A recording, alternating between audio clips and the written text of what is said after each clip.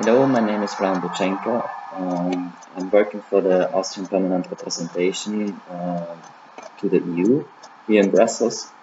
I'm member of the Education Committee and I'm head of unit of the Department of Science and Research, and personally I'm dealing with higher education.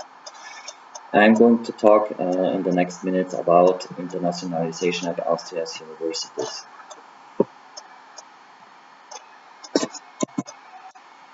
So my ministry, which is the Federal Ministry of Science, Research and Economy, is in general responsible for higher education in Austria.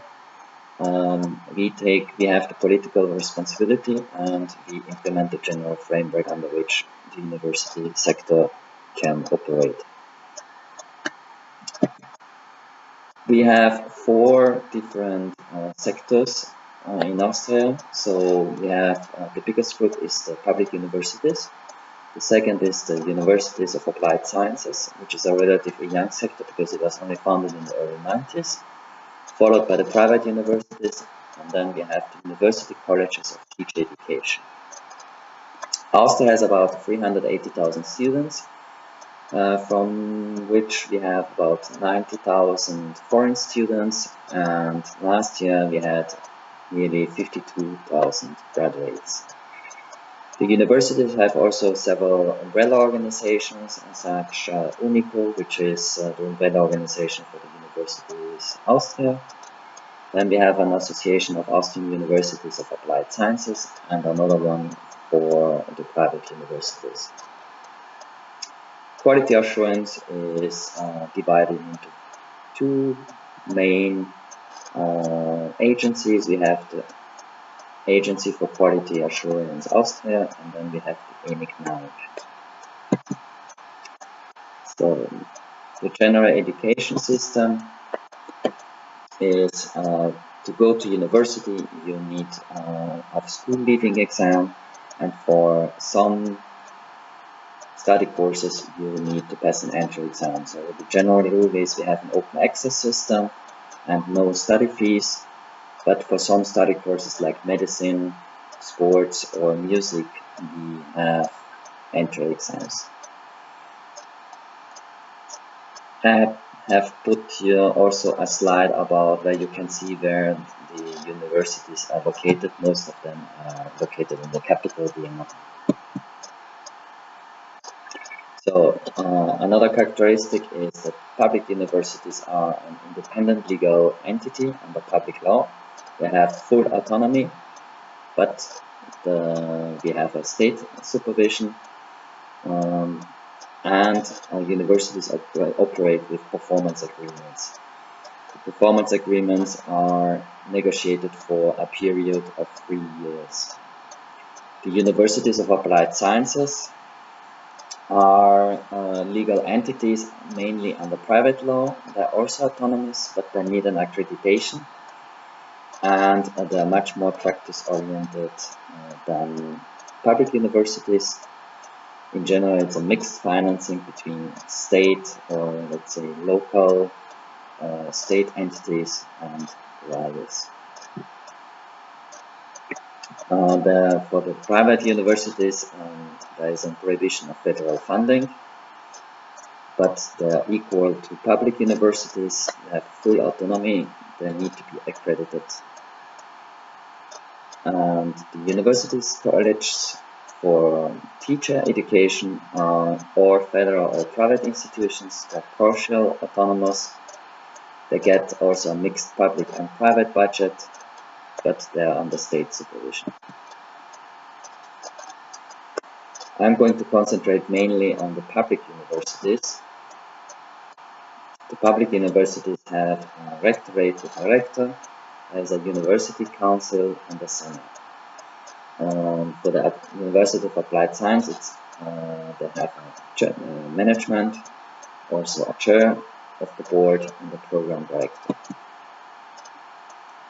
So public universities offer all kinds of degree programs like bachelor, master, diploma degree. This is before Bologna process, doctoral programs and individual design degree programs. The University of Applied Sciences mainly offer only bachelor and master degree, but no doctoral programs.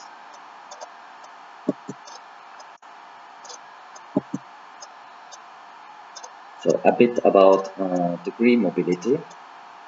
In the winter semester 2016, you can see that most of the foreign students came from Germany, followed by Italy, Turkey, and then Bosnia.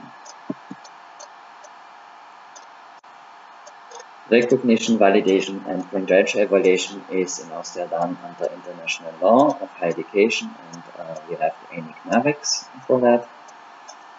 It's academical recognition, but also professional recognition. The professional recognition is done together with other authorities within the Austrian government or the social partners. A few words to the European higher education area. Austria is part of the Bologna process. We know that the Bologna process has different action lines, such as student-centered teaching and learning, promotion of European standard and guidelines for quality assurance, promotion also of mobility, and the European dimension, social dimension, employability, lifelong learning, and international openness. In Austria, we have several players and stakeholders. First of all, we have the National Bologna Follow-up Group. Then we have, of course, Bologna Contact Point, which is located within my ministry. We have also a department responsible for the national implementation of the Bologna goals. Then within the Austrian Agency for International Cooperation in Education and Research, we have a Bologna service point. We have a national expert team,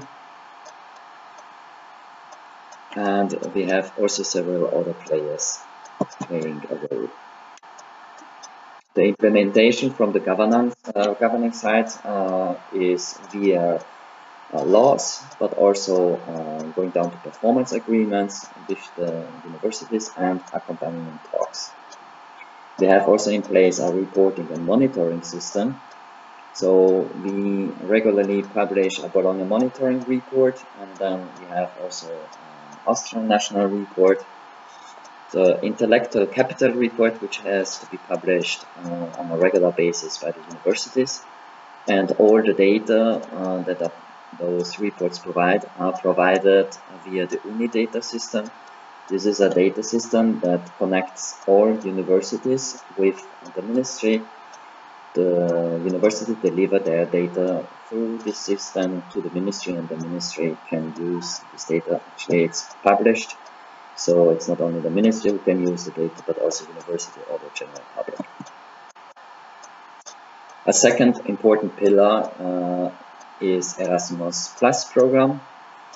You might have heard about it. This is the program for education, training, youth, and sports. In general, there are three key actions. Key action 1 is learning mobility of individuals. Key action 2 is cooperation for innovation and exchange of good practice. And key action 3 is support for policy reforms. Then we have, of course, also special activities like youth sport and Germany. But for us, most interesting is key action 1 mobility. We have the credit mobility, but also staff mobility. It is open to the whole world, incoming, outgoing, etc.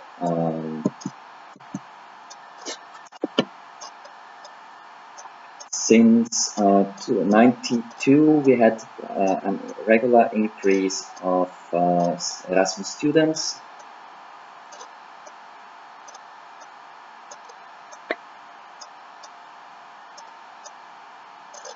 Since 92, we had about 90,000 Austrian Erasmus students going abroad. I'm coming now a bit down to what we do at national level. So first of all, you need to know that the ministry has published the Austrian Higher Education Plan. This plan is divided into 5 main points. It's further development of the university autonomy, institutional cooperation to enhance efficiency, quality and competitiveness, then implementation of new coordination mechanisms such as the Standing Conference on Higher Education, construction development plan, large infrastructure development plan. Then there is also an important point about capacity planning. This means that we are trying to reform the financing of university places and a development of an overall new budgetary system which goes along with the financing of university places. The aim is to strengthen Austria's international competitiveness as a higher education hub. So this plan is the overall strategy, and in order to implement the overall strategy, we use the performance agreements. Performance agreements, as I already said, are negotiated in a 3-year cycle. As you can see in the PowerPoint, there is first a draft sent to the university. It's discussed within the university. Then there is a negotiation phase taking place between the ministry and the rectorate, and followed by a performance agreement, signing of the performance agreement, and during the implementation of the performance agreement there is a follow-up and monitoring process. So the main focus for the performance agreements 2016-2018 is quality in teaching, promotion of structured doctoral programs, further increase in EU framework programs such as Horizon 2020 for science and research, but also Erasmus+, enhanced interinstitutional cooperation, internationalization as a cross-sectional topic, further development of university profiles, etc. This means in concrete that the university have to work out internationalization strategy. You can see it, for example, the University of Vienna has published one, or the University of Economics in Vienna. The aim is, by this strategy, to be in line with the overall goals set by the ministry, but also to take into account their own university profile, and starting from their own university profile to develop a more focused international strategy.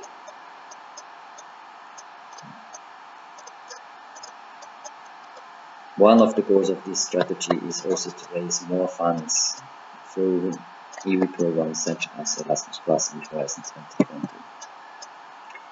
Then what the ministry has worked out is a new higher education mobility strategy. It promotes transnational physical mobility by enhancing its qualitative and quantitative aspects. The added value of this strategy is that it benefits on the one hand the higher education institutions, but also students, staff such as teachers, researchers. And this high quality mobility should be reflected in the national profile of the higher education institutions.